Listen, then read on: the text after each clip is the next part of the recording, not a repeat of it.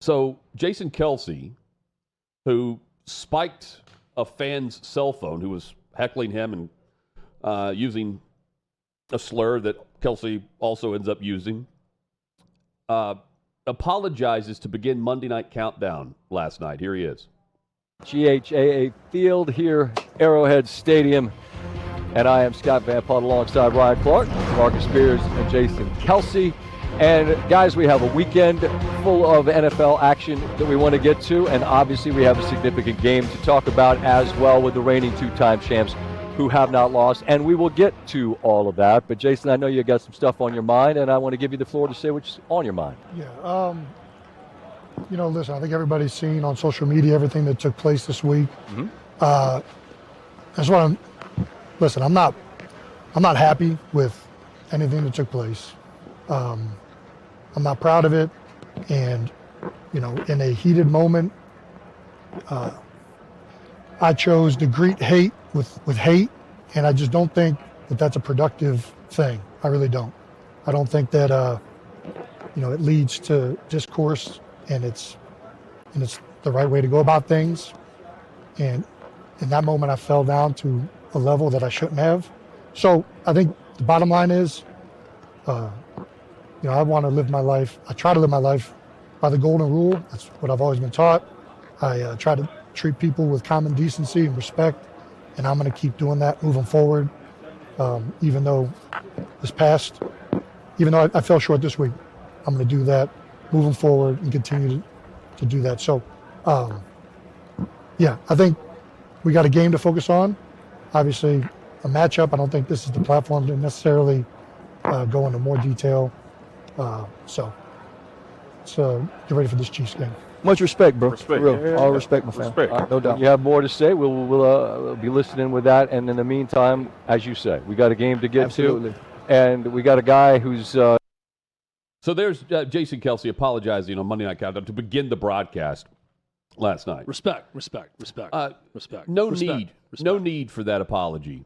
And I appreciate the fact that he wants to live by the golden rule, and I'm sure he does most of the time. And he's got he wants to show decency and respect. That goes both ways here.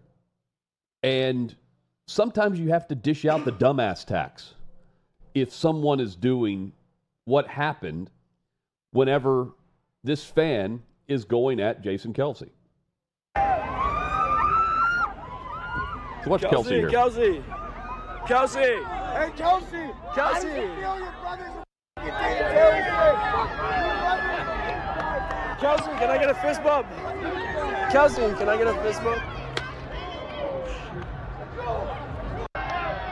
So now, watch the guy with the phone. And he got silent. It gets quiet quick. Message sent, Chad, is how I would describe that. Guy backed off and didn't say anything else. And look, Kelce to me in this instance he's the player in the game that retaliates when someone shoves another player and then the player takes a swing or takes a shot at the helmet or whatever it might be. The flag's going on the player who retaliates, not the one who instigates. And yes, he was punching down here. But sometimes you don't have to go on national TV for doing that and apologize for it. Because we never really look back on the person who's trying to punch up. And that's my problem with this. Kelce's taking blame for what? For taking care of this, loser who's talking about his brother. I mean, come on. Apology's not warranted there. And then you have the guys on set like, oh, yeah, like it came across, Chad, and this is what I thought. It came across like the dude had a DUI. He's apologizing for it. This is not that. And there was no reason for it. I firmly believe in the dumbass tax. This was cashed in, receipts were handed out, and the dude went silent. There needs to be some type of recourse for this other person to face the same type of scrutiny and have to actually step up and, pay the consequences too. You told me when I walked in that the team is looking into this? They're investigating this? Not the team. Penn State Police, the police department. The police. There's been the university. A criminal, I'll find the exact wording, but there's been a complaint, and apparently an officer saw it happen and filed a report, and they are claiming 2 different charges against Jason Kelce. Criminal mischief and disorderly conduct are the offenses. This was logged in the Penn State Police daily crime log for Saturday for this incident. According to the report, an officer, quote, observed a visitor damaging personal property. And that's what everyone saw in that video. So now the police are investigating it. It's a waste of time. The apology was strange. It was very weird and very clumsy and very awkward by Kelce. Yes. I prefer he not apologize. I prefer most people not apologize when it comes to that. I would have been totally fine with ESPN going about their business of getting ready for a Monday Night Football game and not addressing it at all. I think it was awkward when his Ryan Clark and whoever said, respect. I mean, I'm sorry, but there are some times you don't need to go and, maim somebody because of something they said to you. But there's a time where you do answer hate with hate. And if that level of hate is someone calls you that word or calls your brother that word and is just repeatedly antagonizing you just because they know your name, as you're walking into a football game. Looking for the reaction, too. Trying to get you on camera doing something, trying to get you to say something. I don't think it's that big of a deal if he turns around and grabs a guy's phone and smashes it. Yep. I would have felt the need to pick up the phone and chuck it as far as possible. The problem with that is, and I give Jason Kelce credit, you do that, you risk injuring an innocent bystander by hitting them with the phone that you just chucked away from the guy. Also, very impressive how he perfectly flattened that phone. That was a great spike. And it did not bounce anywhere or anything else. See, I'd like for anyone to pick up an old phone and try and experiment and go to a concrete anything and see if you can throw it as hard as you can without it moving at all. That thing hit the ground and stuck. Chad, to be fair, fair, it just smashed on the ground. It was very impressive. The only Kelce. old phone in here is yours. So can we? That's true. It is old. Here's the thing, Chad. By the way, first crack in the phone. I can't hear well when people call me unless it's on speaker or through my truck. So that's one thing that's going away is the ability to hear into my phone. Hutton, we're one step closer to me going past an iPhone 8. That sounds like a Christmas present straight ahead for possibly Chad Withrow. So, sadly. Here's what I like about him not throwing it is that he destroyed whatever video was taken. The guy can't go viral with his own video on his own account for what he was trying to do. Yeah. And again, the other person involved in this also needs to face the music because this happens way too often. And I mean, keep in mind, this is also the same state, Chad, where we have a friend of ours who threw a catfish on the ice for the Stanley Cup final. And he was charged with using an instrument of crime, and there was a charge to him. He was able to get it dismissed later, but a court cost came about that. There's some strange stuff that they waste their time on here. You think it's a waste of time. The apology was a waste of time. Think about all the fights we see in the stands. If I were going to apologize for one thing, if I'm Jason Kelce, I would have taken to ESPN last night and said, I'm sorry that I gave that idiot a little bit of what he wanted. The dude's a complete moron for saying that about my brother. And I'm just mad at myself that my temper got to the level that I really gave him what he wanted, and that's his little bit of attention for doing something like that while he's filming me. And that's all I'm sorry for. Yep. That's the apology you give if you're Kelce. Nothing else. And he says he wants to be better. He's got nothing to be sorry for. So, but again, what you just said is exactly what happened here, even if it's in a football game. And people are the going to retaliation gets the flag. People are going to take the slur and make it a big deal. That's already become a big thing, and now he's a hateful guy because if you use that and throw it back at the guy who's using it, I got no issue with it when he's saying that he's asking a question back to him, saying that to him because he's calling his brother that. That's what I'm getting to. It's much ado about nothing. It's not the focus on what was said to then draw the reaction. Right. It's focused on Kelce, who's punching down instead of the other person who's punching. There's got to be some. There's also multiple things going on here. We're a few days away from an election. We're in a swing state. People are all overly sensitive about everything now. Tony Hinchcliffe at the roast of Tom Brady used the exact same word, and everybody laughed. and nobody cared one bit. Tony Hinchcliffe at a Trump rally makes a joke about Puerto Rico, and it's an international incident that everyone's talking about. Right. While he used the same word that Jason Kelce used while mocking Tom Brady and calling him this word. And then now all of a sudden, because Kelce used it, Kelce's using hateful speech. But you don't the answer student hate also with used hate. it. Yes. Yeah. Which But it never no would have one been a story had he not turned around and broke cares the about phone. the student because he's not famous like Jason Kelce. I'm with you, Hutton. He deserves to get the payback in that situation. Yeah. He's the one that's provoking Kelce. And what happened, I think, was honestly a little bit of justice to him.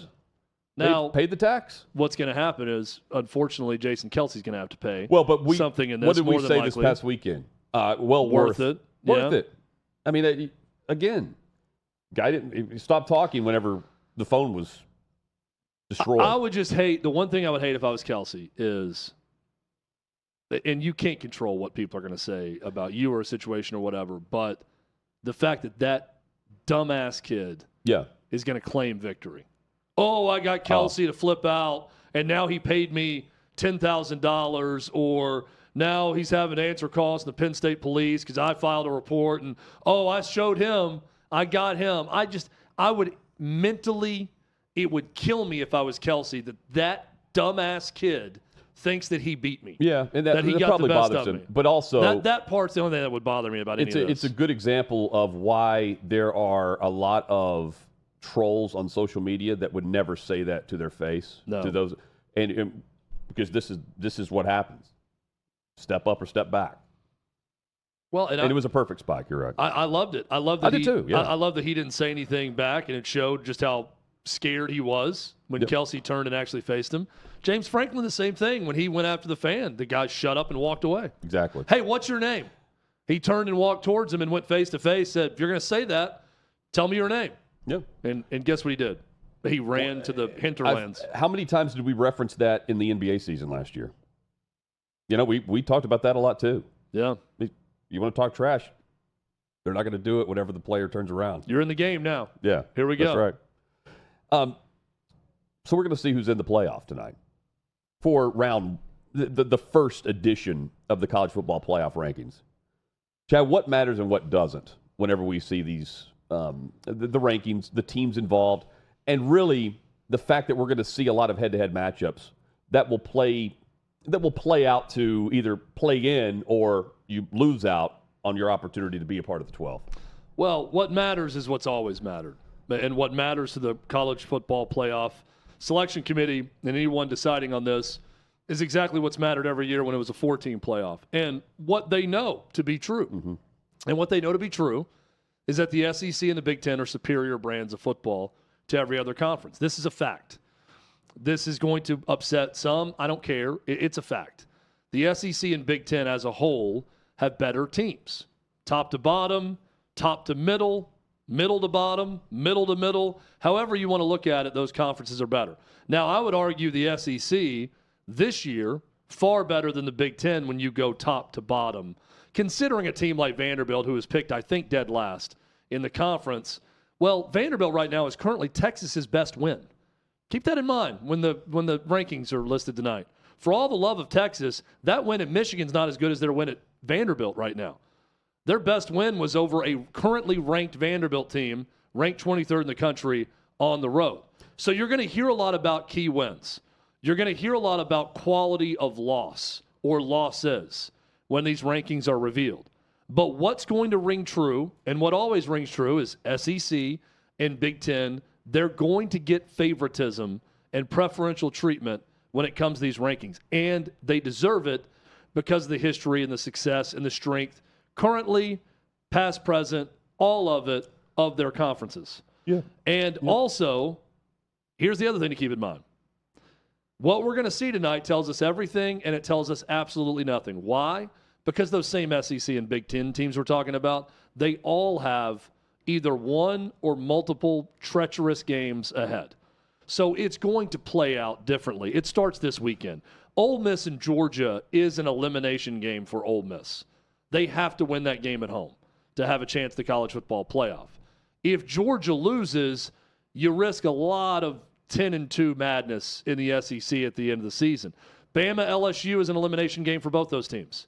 Whoever loses, they're going to be right there in the mix tonight. But who loses that game, it's not going to happen. And don't sleep on some Big Ten games that are sleepers this weekend. Washington at Penn State. It's their whiteout game, but coming off that emotional loss to Ohio State, can Washington pull off the unthinkable and win there? Michigan, Indiana. I know Michigan's down this year, but can they give Indiana a test in this game? Every time we think nothing's going to happen, something happens, Every right? week. And this is one where we're looking at two big games and saying, well, something big's going to happen in these, Ole Miss, Georgia, and LSU, Alabama. But this season shows us there's more to come and more will happen as well. Well, so here's where I think there is the committee will tell us one thing and then do the exact opposite on the same night. So or next week. Or well, they'll just change their mind completely. The final week. Yeah. That's what, because you can be set up with your ranking and not be propped up when the final rankings come out. Just ask Florida State last year. Because injuries are going to happen too. And we saw the precedent that was set with the 4, not the 12. But I think it's extremely important for Indiana where they fall in this. Because if Penn State loses in the AP poll, they didn't fall that far in the top 10. But if Indiana's at 9 or 10, a lost Ohio State can push them back, and potentially they have to make the argument on the final weekend where they're not in the Big Ten championship game that they're deserving. I think they're deserving, but I think they have to be around that 7 or 8 line to actually know that if they drop a game to Ohio State, they're not falling out of the 12, and it's really the 11. But you get my point. That's where I think it's crucial. Some of the others, where is? We'll get into this later where we think the committee will go. But Chad, where's Tennessee, right, compared to Texas, right? Just looking across the board. And while Texas doesn't look great for Michigan. Their best wins look far better than some of the others. Yeah, well, it looks better than Indiana. It looks Notre Dame is a difficult thing because they played one tough game and won it at A&M. They look good against Navy, but Navy then loses to Rice the next week. Yeah. So that doesn't help Notre Dame. And they have that awful loss, but other than that, they've played no one. Well, but also, like, SMU has just been destroying folks, right? Indiana, too. But they haven't played anybody, but SMU also, their lone loss, a close loss to undefeated BYU. Yeah. So SMU's resume looks good. Texas, though, is interesting because Michigan looked great when it happened. Yes. And now that's kind of a mediocre SEC win on the road. The Vandy win looks better. Well, I think the fact that if you're just looking at quality of win, winning at Vanderbilt's a more quality win for Texas. Yeah, but so then it makes Alabama look great. Right. So right? Georgia, the argument's going to be their lone loss is fine because it's at Alabama. Yeah. And then they got the great win at Texas. Well, then how do you view Tennessee's win over Alabama, who beat Georgia, but Tennessee beat them in Knoxville? That's going to be Tennessee's really lone huge win this year. I mean, they got some nice pieces to it, but nothing great outside of Alabama. And then they lost at Arkansas. I mean, no one's going to have a worse loss that we're talking about other than Notre Dame. We're losing at home to Northern Illinois, but what is it, just a number, or are we looking at the loss itself, right? Or is it just, they have one loss and they have one loss and they're in a power conference and they are, we don't know. How are you going to see it? We don't know. But what I do know is you've got Notre Dame, who has a strength of schedule that is currently 62nd in the country at 7-1. Alabama's strength of schedule is 5th in the country. And, they have 2-loss SEC. Or you have a 1-loss Notre Dame. Again, it could come down to that. They definitely get into eye test stuff with these teams. Oftentimes, though, the eye test they're looking for, the clarity of sight is on offense with a lot of teams, and they'll look at metrics for offensive efficiency and offense. But I think you also have to take into account who are the dominant defenses, along with the dominant offenses. If you're going to look at that and say, well, this team only has this win or this win and this loss, but you look at them compare, they've got the best defense in the country or they have the best offense in the country. It's going to be a word salad Yes. with the explanation. And you're right. And Tonight, then they're gonna pick and choose with different teams and where they rank them. And then when they come back next, that's what's gonna kill me is I feel like next week the argument's gonna be all about the loss the team has and not the wins they have. And we don't They're know. gonna start out with wins, like who's the best wins, and then next week it's gonna be all about whatever the loss is. But even some of the other wins, though, I hope they take into account. Like, Miami is going to be ahead of, they're going to be leading the ACC. But, I mean, they have the quarterback that has been the Bryce Young this year of being down. They're down, 11 points last week, and they come back and win in blowout fashion. So the committee, so they're going to have analytics in front of them. But the way they word this is that all these analytics they can use to gauge a team's overall body of work, but those numbers don't play a formal role in the committee creating this top 25 ranking. I don't know how it doesn't play a formal role. So you've got strength of schedule, head-to-head game results versus teams in the top 25, which they're creating tonight, results versus common opponents, and then conference championships. It really comes down to conference championships at the end.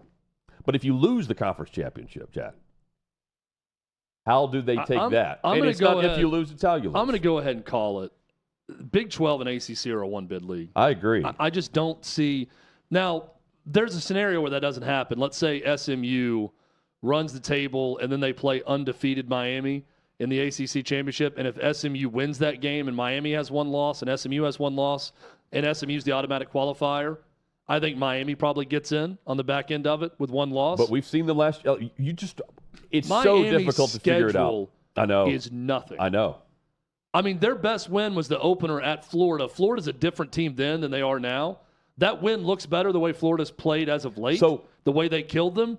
But Hutton, outside of that, they survived a Hail Mary at home against Virginia Tech. Yep. They won at Louisville by 7. Good win. They beat one at Cal by 1. They were getting boat raced, but they came back in the. I mean, they got Georgia Tech, Wake Forest, and Syracuse left for an undefeated season. And they trailed by 11 in the second half to Duke. So when they announced this tonight, correct me if I'm wrong, they're going to announce their 25 without putting the 4 conference champions 1 through 4. Is that right? They're going to show a ranking. My understanding is they're going to show 1 through 25 the way they always would. Yes. With the college football ranking. Just like and the then, AP. Once they're done with that, now here's what the bracket would look like based on highest ranking conference team being the 1 through 4, and then rearrange it that way. So here's the bracket. Well, so that's but how. Yes, you're going to have. But that's how we're going to be able to value Miami and how if they lost in the ACC title game, what would happen there because of the schedule. Yeah, we'll find out where they view Texas them. or Ohio State could be ahead of BYU as an example. Right. In the actual ranking.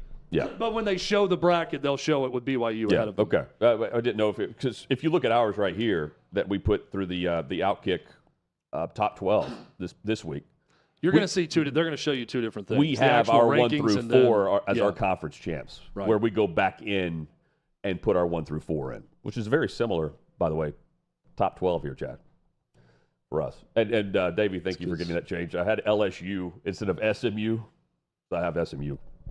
Hutton's big on Brian Kelly teams. You can't spell 2 L's can't spell Brian Kelly without 2 L's. That's right. Sorry. That's what Hutton knew. That's right. So he was just thinking about that joke.